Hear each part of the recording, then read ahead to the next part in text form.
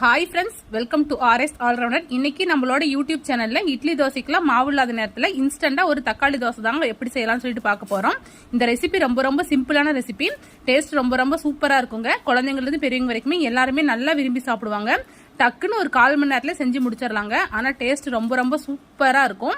இதுக்கு நம்ம சட்னி சாம்பார் எதுவுமே வச்சுக்க தேவையில்லைங்க. அப்படியே சாப்பிட்டுக்கலாம், இல்லைன்னா சட்னி சாம்பார் கூட தொட்டு சாப்பிட்டுக்கலாம். இப்போ வாங்க இந்த ரெசிபி எப்படி செய்யலாம்னு சொல்லி வீடியோக்குள்ள போய் பார்க்கலாம். இந்த ரெசிபி செய்யறதுக்கு தேவையான பொருட்கள் என்னன்னு சொல்லிட்டு பார்த்துடலாம். 2 தக்காளியை பீஸ் பண்ணி வச்சிருக்கிறேன். 2 மீடியம் சைஸ் வெங்காயத்தை பீஸ் பண்ணி வச்சிருக்கிறேன். 1 டீஸ்பூன் ஜீரகம், 3 வரமிளகாய் எடுத்திருக்கேன். மிளகாய் உங்களோட காரத்துக்கு ஏற்ப எடுத்துக்கோங்க. 5 பல்லு பூண்டு எடுத்திருக்கேன். ஒரு சின்ன துண்டு இஞ்சி எடுத்திருக்கேன். இது எல்லாத்தையும் ஒரு மிக்சி ஜாருக்கு மாற்றிடலாம். மிக்சி ஜாருக்கு மாற்றியாச்சு.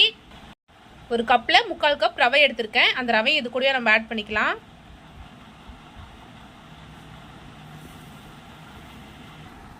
இது கூடவே 1/4 கப் தயிர் ஆட் பண்ணிக்கிறேன். எந்த கப்பில் 3/4 கப் ரவை எடுத்தனோ அதே கப்லேயே 1/4 கப் தயிர் ஆட் பண்ணிக்கிறேன். லாஸ்ட்டாக இது கூடவே தேவையான அளவு உப்பு ஆட் பண்ணிக்கலாம். இது எல்லாத்தையும் நல்லா ஃபைன் பேஸ்ட்டாக அரைச்சி எடுத்துக்கலாம்.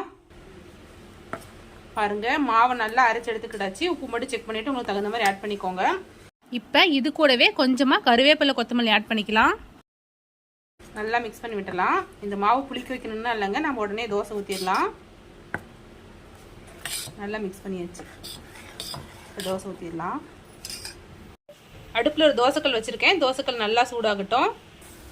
தோசைக்கல் நல்லா சூடாகிடுச்சு. இப்போ நம்ம ரெடி பண்ணி வச்சுருக்கிற மாவு இது கூட ஆட் பண்ணிடலாம்.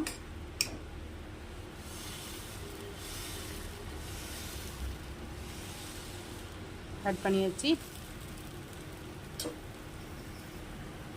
சைடில் நல்லா ஆயில் ஆட் பண்ணிக்கலாம். தோசை மேலே கொஞ்சம் ஆயில் ஆட் பண்ணிக்கலாம்.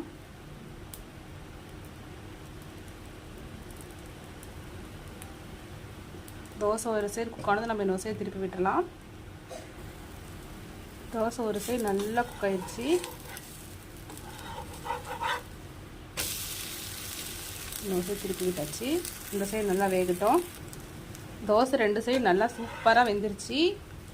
இப்போ இது ஒரு பிளேட்டுக்கு மாற்றிட்டு இதே மாதிரி மீதி இருக்கிற எல்லா மாவுலையுமே நம்ம தோசை சுட்டு எடுத்துடலாம். அவ்வளோதான் ஃப்ரெண்ட்ஸ், நம்மளோட இன்ஸ்டன்ட் டொமேட்டோ தோசை சூப்பராக ரெடி ஆயிடுச்சுங்க. இந்த ரெசிபியை ரொம்ப குயிக்காக செஞ்சு முடிச்சிடலாம். ரொம்பவே டேஸ்ட்டாக இருக்குங்க. இட்லி தோசைக்கெல்லாம் மாவு இல்லாத டைமில் நம்ம இது மாதிரி செஞ்சு குழந்தைங்களுக்குலாம் கொடுக்கும்போது நல்லா விரும்பி சாப்பிடுவாங்க.